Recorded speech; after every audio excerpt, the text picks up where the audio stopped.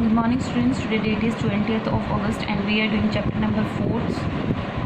Chapter number 4 की first exercise हम complete कर चुके हैं. सेकंड एक्सरसाइज से पहले इंट्रोडक्शन है, पार्ट तो देख लेते हैं. लॉज ऑफ एक्सपोनेंट्स क्या होते हैं? कुछ लॉज हैं एक्सपोनेंट्स की मल्टीप्लिकेशन से या उनकी डिवाइड करने से, एडिशन और सब्ट्रैक्शन से, तो उनसे रिलेटेड जो लॉज हैं वो हम कर लेते हैं आज. लॉ फर्स्ट है जो आपका multiplying power with the same base. Multiplying power किसके? With the same base. जैसे कि आपने एग्जांपल लिया 5 to the power 2, मल्टीप्लाई किया इसमें 5 to the power 3. बेस क्या है? दोनों का सेम है, पावर डिफरेंट है.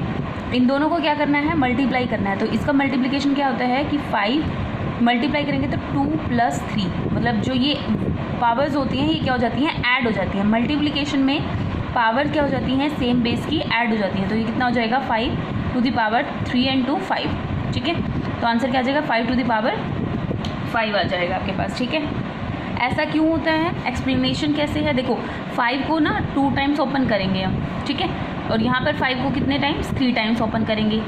तो 5 की पावर कितनी हो जाएगी यहाँ पे? 1 2 3 4 5. 5 to the power 5 होगी ना. तो अब डायरेक्टली हम ये देख सकते हैं कि 3 + 2 करोगे तो आप क्या आएगा? 5 पावर आ जाएगी. तो इस करके क्या होता है कि जब भी मल्टीप्लिकेशन करते हैं हम सेम बेस की एक्सपोनेंट्स की, तो वो एक्सपोनेंट्स जो होती हैं आपकी बेस की वो ऐड हो जाती है. लाइक 3 + 2 आपका क्या हो गया?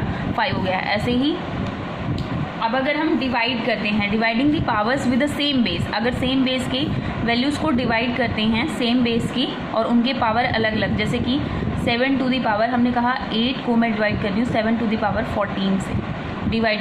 ठीक है, जैसे कि आप इसको लिख भी सकते हो 7 to the power लगा दिया मैंने 7 to the power 14. तो इसको इस तरह से लिखा है मैंने. ठीक है, ये है ये चीज़ कि 7 to the power 8 को मैंने डिवाइड करा 7 to the power 14 से. जब भी हम ऐसा 7 to the power 8 - 14 कर देंगे हम, ठीक है, 8 - 14 करेंगे तो 7 की पावर माइनस में आएगी. 14 में से 8 माइनस करोगे तो आपका 6 आ जाएगा, -6. ठीक है, तो क्या वैल्यू आ गई? -6, मतलब कि 1/7 to the power 6 आपका क्या आ गया? आंसर आ गया. ठीक है, अगर हम बड़ी पावर लेकर चलते हैं, एग्जाम्पल फर्स्ट है ये, सेकेंड मैं आपको बता देती हूँ. एग्जाम्पल सेकेंड, अगर हम ऊपर पावर बड़ी लेकर चलते हैं, लाइक 5 to the power 10 मैंने लिया, डिवाइड किया 5 to the power 5 से. ठीक है, तो ये क्या हो जाएगा कि 5 to the power 10 - 5 हो जाएगा. ठीक है, 5 to the power क्या हो जाएगा? 5 आ जाएगा फिर आंसर. ठीक है, आपका क्या कहना है कि dividing power with the same base, जब सेम बेस के पावर कुछ भी हो, जब हम डिवाइड कर रहे हैं तो क्या करेंगे? जो ऊपर वाली पावर होती है आपकी उसमें से क्या कर देते हैं? नीचे वाली पावर को सब्ट्रैक्ट कर देते हैं. ठीक है, वो माइनस क्यों होती है ये मैं आपको बता देती हूँ. लाइक 5 to the power 10 हमने लिया था और 5 to the power 5 हमने लिया था डिवाइड करने के लिए.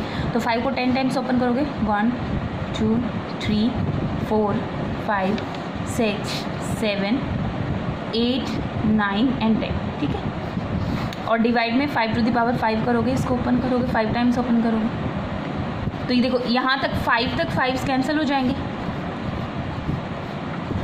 तो बचेगा कितना? 5.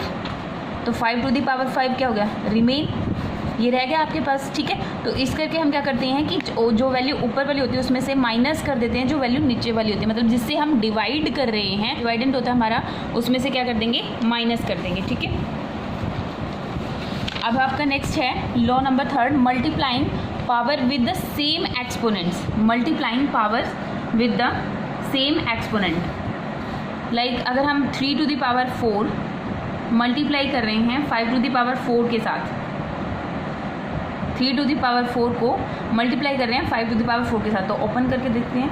3 की पावर 4 को ओपन कर लिया मैंने, 5 to the power 4 को ओपन कर लिया. ठीक है, अब इनको क्या करेंगे?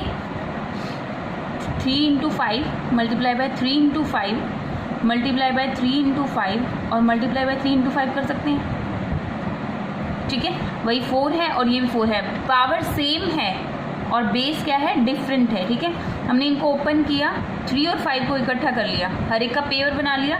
ये कितना होता है? 15 आपका, ये भी 15, ये भी 15 और ये भी 15. तो ये क्या हो जाएगी? 15 to the power क्या हो जाएगी?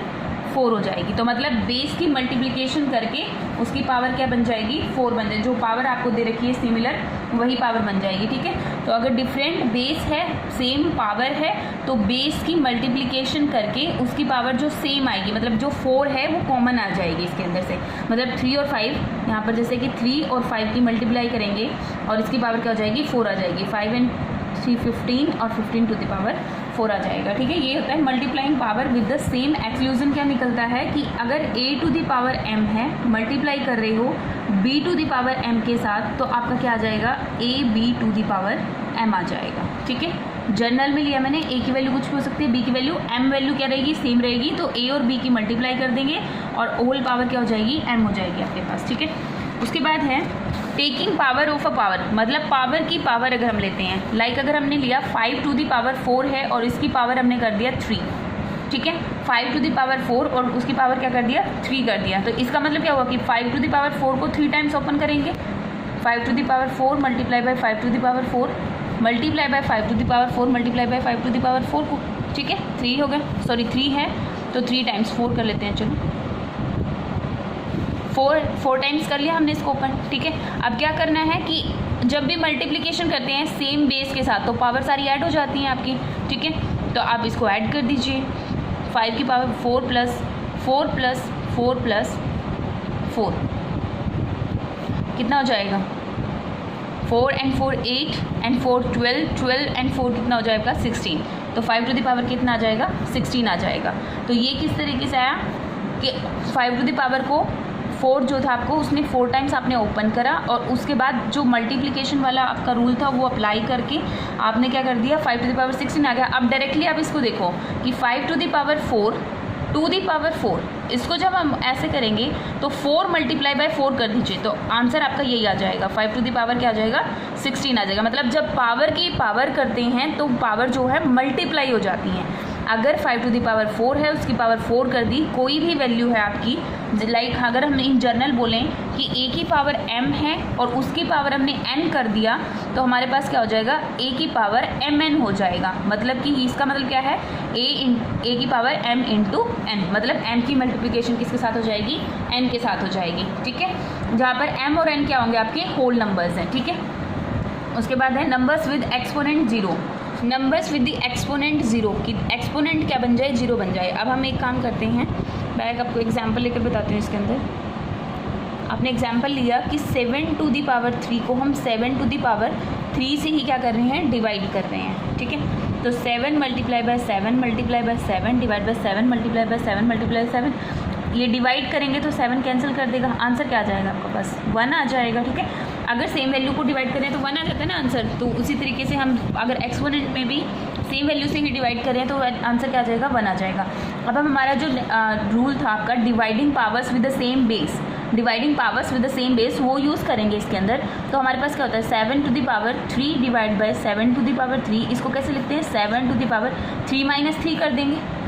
ठीक है, माइनस कर देते हैं ना, पावर अगर डिवाइड में है तो माइनस हो जाएगा, तो 7 की पावर क्या हो जाएगा, 0 हो जाएगा। इसका मतलब क्या आ जाएगा, यहाँ पर जब भी वैल्यू 0 आएगी, देखो आंसर क्या आ रहा था इसका, 1 आ रहा था, इसके लिए हम क्या कहेंगे कि 7 की पावर जब भी 0 होगी या किसी भी नंबर होल नंबर की पावर 0 होगी तो वो किसके इक्वल हो जाएगा, 1 के इक्वल आ जाएगा आपका। ठीक है, तो आप इसके अंदर कंक्लूजन क्या लिखता है कि any non zero number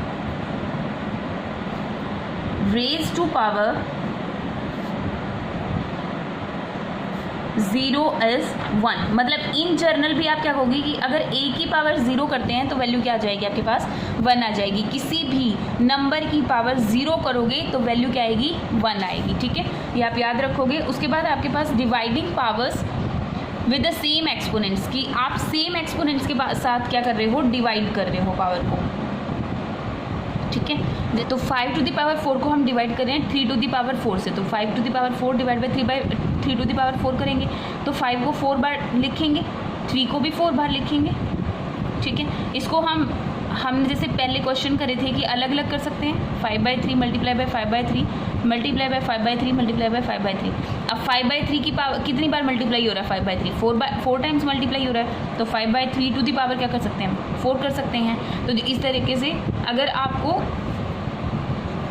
same exponent given है और वो डिवाइड करना है same dividing powers with the same exponent. ठीक है, सेम एक्सपोनेंट के साथ अगर हम डिवाइड कर रहे हैं, बेस डिफरेंट है, तो आप क्या करोगे, उनकी होल की पावर 4 लिखी जा सकती है। ठीक है, मतलब कॉमन पावर निकाल दी जाएगी। ठीक है, जैसे कि अगर आप बोलो कि 2 टू दी पावर 5 को डिवाइड करना है 3 टू दी पावर 5 के साथ, तो ये आ जाएगा 2/3 टू दी पावर 5 लिखोगे आप इसको, 2/3 टू दी पावर 5 लिख दोगे डायरेक्टली। ठीक है, तो ये आपकी लॉस थे एक्सपोनेंट से रिलेटेड, ये आपको याद करने हैं. You have to write in the fair notebook. Okay students, thank you students, have a nice day.